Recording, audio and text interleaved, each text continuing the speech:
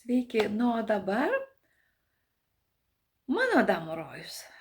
Aš turiu tokią didelę patirtį ir aš noriu visą tą patirtį jums parodyti, bet tai yra neįmanoma per tokį trumpą laiką. Aš turiu tokį didelį vežimą, tokį didelį bagažą. Tai iš to gims mano knyga. Ir kai aš tvarkiau savo dokumentus ir ten radau turbūt tokį pluoštą žmonių paso kopijų, kiek pas mane žmonių buvo atėję. Tai tikrai labai daug. Ir bandžiau jas atsiminti. Tikrai daug ką atsiminiau, bet buvo tokių žmonių, va žiūriu ir nuotrauką ir niekaip negaliu atsiminti. Tai, kartais būna va taip, atėjo, išėjo ir va, niekas. Viena buvo labai gera specialistė, bet žmogus ten, kita pavyzdžiui, ten labai geras specialistas, bet kaip su žmogum neįmanoma susikalbėti, tai charakterio savybės ten, ir taip toliau. Tai nei vienas mes nesame idealus, aš taip pat, ašgi nekeliu čia savęs ant pjedestalo, aš ta, kuri labai daug mokiausi ir labai daug dariau. Ir vis tiek, jeigu aš nepaminėsiu tų žmonių ir jūs mane pažįstate, tai jūs gausite prioritetą, pirmenybę, lietuviškai, pirmenybę ateiti pas mane. Ir aišku, viskas priklausys nuo to, kokį santykį jūs turėjote su manimi. Ir tai bus labai didelė dovana jums, naujasis gyvenimas. Ir tikrai toks didelis bagažas, bet sakau, man norisi viską išpasakoti, bet tai yra neįmanoma. Taigi pradėsiu. Pirmoji turbūt pas mane atsirado, žodžiu, taip atsitiko, kad kai aš nusipirkau saloną iš Daivos Stygienės, man pasiūlė ten tokio ekspromtų ir aš sakau, jo, noriu, man tik akis sužibėjo ir aš iš karto tik įjungiau tą tokį, kaip aš čia galėčiau padaryti, iš kur čia tų pinigų gauti ir kaip čia ką. Ir labai ačiū Daivai Stygienei ir jos vyrui, kad jie man davė išsimokėtinai, tai buvo vėl toksai vienas iš stebuklų. Ir tada senasis kolektyvas manęs visiškai nepriėmė kaip naujos vadovės. Vadovavimo patirties aš tikrai neturėjau, bet aš dirbau su jomis sename damų rojuje ir aš neturėjau nei vieno konflikto, nei su vienu žmogumi. Tikrai, aš su visomis draugiškai ir ateinu aš savo klientais, užsiėmusi ir gražiai mes ten bendravom, aš neturėjau nei vieno priešo darbe, absoliučiai. Bet kai mes atėjom ir pirmą dieną pasakėm, kad nuo šiandien jau bus savininkė Beata, ir prasidėjo. Tai, žodžiu, ant kiek aš viską blogai darau ir kokia aš čia nenormali ir taip toliau, žodžiu, aš tiek visko prisiklausiau apie save. Ojojoj, aš net nežinojau, kad aš tokia esu. Nieko, iškentėjau 3 mėnesius, aš buvau labai kantri, nes kiekviena diena man buvo katorga. Kiekviena, bet aš galvoju, dar atleisiu, dar suprantu, viskas pasikeitė. Netikėtai, niekas jų neįspėjo, nes mes iki paskutinės minutės nežinojom, kaip bus. Nes paskutinę minutę aš nueinu į banką paimti savo pinigų, o ten pinigų nėra. Viso mano gyvenimo sukauptų pinigų nėra. Ir taip gavosi, kad Tai dėl to mes tiesiog nepasakojom. Tai tada paskui mes sutarėm, kad dalimis mokėti. Dėl to mes nesakėm į priekį, nes nežinojom, kaip bus. Ir ta situacija buvo labai nemaloni. Tikrai. Ir aš pasakiau to merginom. Nauja šluota, gerai šluoja. Arba jūs einate su manimi, arba jūs einate be manęs. Ramiai, gražiai. Ir jos visos išėjo. Liko tik Evelina. Evelina tik buvo atėjus ir jos visos įkalbinėjo. Einam iš jos lauk ir taip toliau. Nu, žodžiu, su lietuviam dirbti, tai aš tikiuosi, kad dabar tokių dalykų nebeturite arba nebėra. Bet tai buvo kryžiaus kelias. Dar vienas kryžius. Bet aš viską atlaikiau. Tai per 2 savaitės buvo 2 kartus langus man išdaužę. Ne jos, tikrai ne jos. Bet kaip pasakysiu, kaip tai veikia. Kai yra pramuštas energetinis laukas, kai tu jautiesi silpnas žmogus, tai tada vyksta tie visi dalykai. Tai, kai tu silpnas, kai tu nesi galbūt švarus iki galo, ne? Turi kažkokių negatyvių minčių, baimių, dar kažko nepasitikėjimo gyvenimu, tai tada tavo energetinį lauką labai lengva pramušti ir tada įvyksta dar fizinėme lygmenyje. Tai, ko jos palinkėjo man visų tų blogio, ten labai daug, tų merginų buvo ten, tų moterų iš to Adamo rojaus, ne visos ten dirbo, tai tiek to, aš atleidau, aš nepykstu, bet tada 2 kartus išdaužė langus, tai 1 kartą taip radom, o 2 kartą tai buvo tai, kad išdaužė ir man draugė paskambino, Nataša, moja būsinka, pasvanila, tai ir jinai sako, Beata, sako, tavo salone, sako, kažkas braunasi, sako, greit varyk. Ir aš iš Woodwardo iki Upton Parko atvažiavau per 7 ar 8 minutės, aš vos neapsiverčiau su tą mašiną, bet aš kaip Šumacheris atvariau. Normaliai tai važiuoti 15-20 minučių toks kelias, tai aš per 7-8 minutės atlėkiau. Tai, žodžiu, buvo ten policininkai, o jinai, mano draugė Nataša, jinai nufilmavo, ten parodė, ką jinai matė, kur nubėgo, žodžiu, tas žmogus pasidarė skylę, įėjo, aišku, ėjo pinigų ir ten pinigų daug nerado, buvo ten kažkokia grandinėlė, kurią jis pavogė, nes kažkas buvo palikę soliariume, kurią mes norėjom kažkam atiduoti, nes nežinojom kam, tiesiog laikėm, kol atsišau žmonės. Ir po to, gal ten keletą centų, gal kažkokių, tų smulkių pinigų paėmė. Bet jis nubėgo maišą pasiimti, kad ateitų produktų susidėti. Ir tada jį pagavo.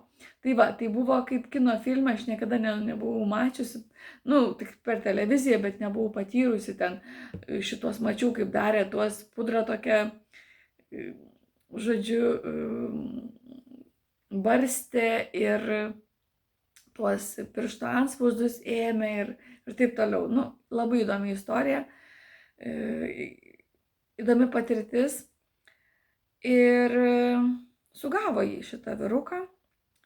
Tai turbūt kažkoks reikėjo svaigalų kažkokių ar alkoholio, kažką tokio. Tai, žodžiu, taip, tai Evelina Čečetienė, tai buvo pirmoji ir kuri pasiliko. Vis dėlto tos merginos kalbino, sako, tu pasilik, tu einam, nepasilik pas Beatą. Ir jinai sako, žinai, kažkada jau vėliau mes taip atviravom su Evelina, sakau, tai kodėl tu pasilikai, kodėl? Sako, žinai, aš susapnavau tokį sapną. Aš sėdžiu tame kabinete, išdedu tuos nagus su povo plunksnomis. Sako, ir aš supratau, kad čia yra mano vieta. Taip, Evelina, ir tu nesuklydai, tu tikrai nesuklydai, tai aš labai tave branginu, tu esi mano deimantas, kurį aš radau jūs visos mano dabar likusios yra deimantai, kuris per 15, realiai per 10 metų, nes 5 metus aš nieko nedariau. Per 10 metų aš radau tuos kelis deimantus, tai reikia branginti kiekvieną žmogų, kuris yra ištikimas, kuris yra atsidavęs, kuris yra širdies žmogus ir tai yra labai labai svarbu. Tokia pat buvo ir Indrutė. Indrė Stasiūnaitė buvusi dabar Bagdanavičė, man atrodo. Taip dabar jos pavardė. Aš atsiprašau, jeigu aš suklydau, ar Bagdanavičė, ne. Tai aš labai atsiprašau, jeigu aš neteisingai pavardę. Bet visi žino, Indrutė išėjo taip senai ir iki šiol jos dar klausia, kaip jai sekasi, kaip jai gyvuoja. Nu, labai perduoda linkėjimus tau visada, Indrutė, klientai. Tai čia yra žmogaus valiuta. Vat būtent kokybė ženklas. Toks, koks yra žmogus.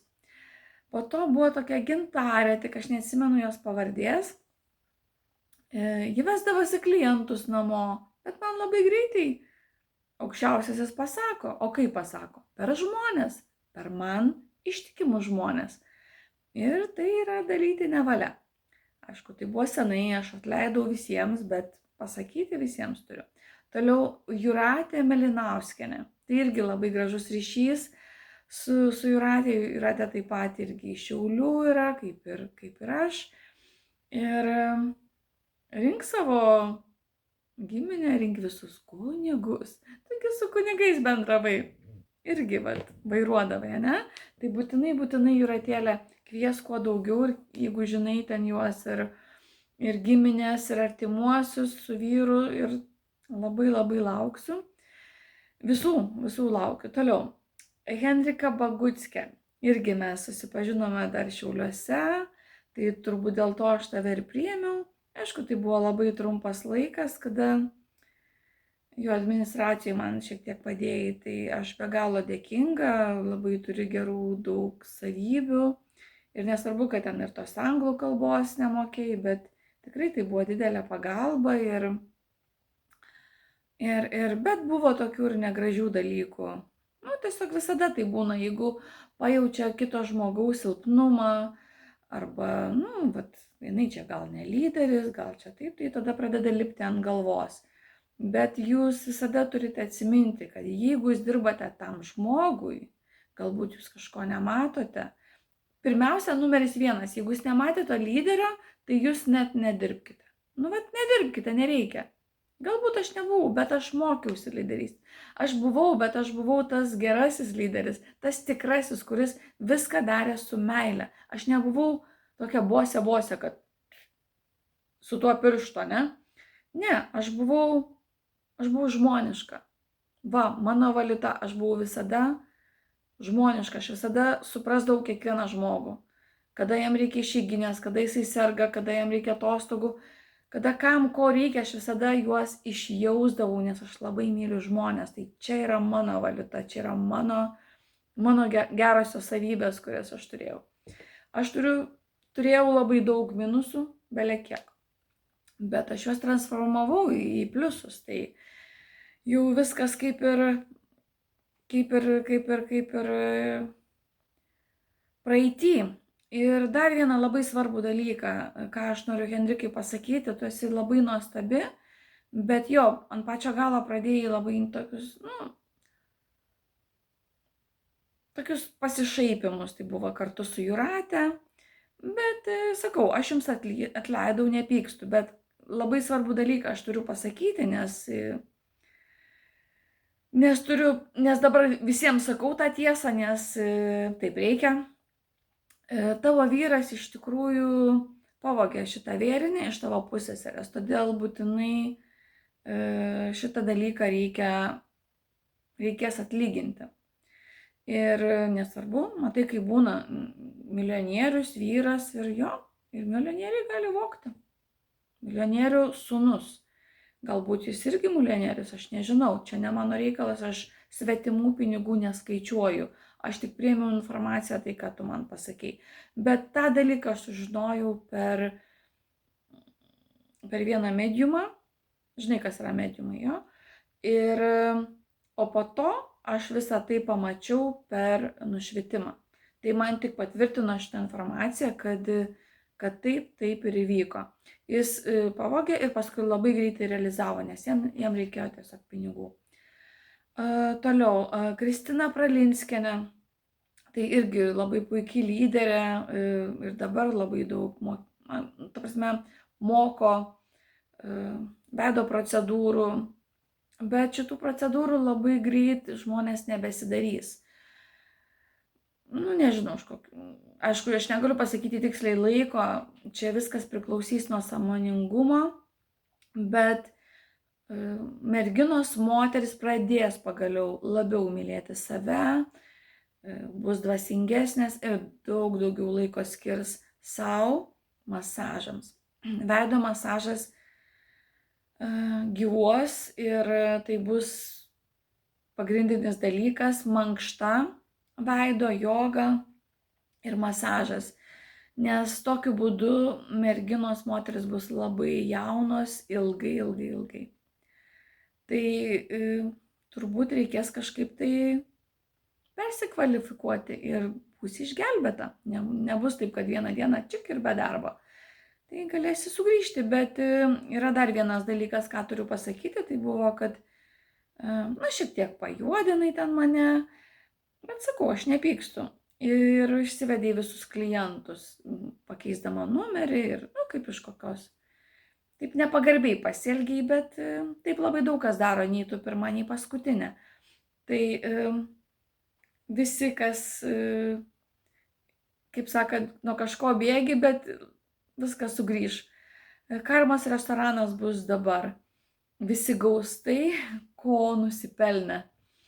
Kur nėra meniu, atneša tai, ko esate nusipelnę. Toliau, Sonata Beresnevičienė, aš labai dėkinga už mūsų gražią draugystę, seserišką tokią draugystę.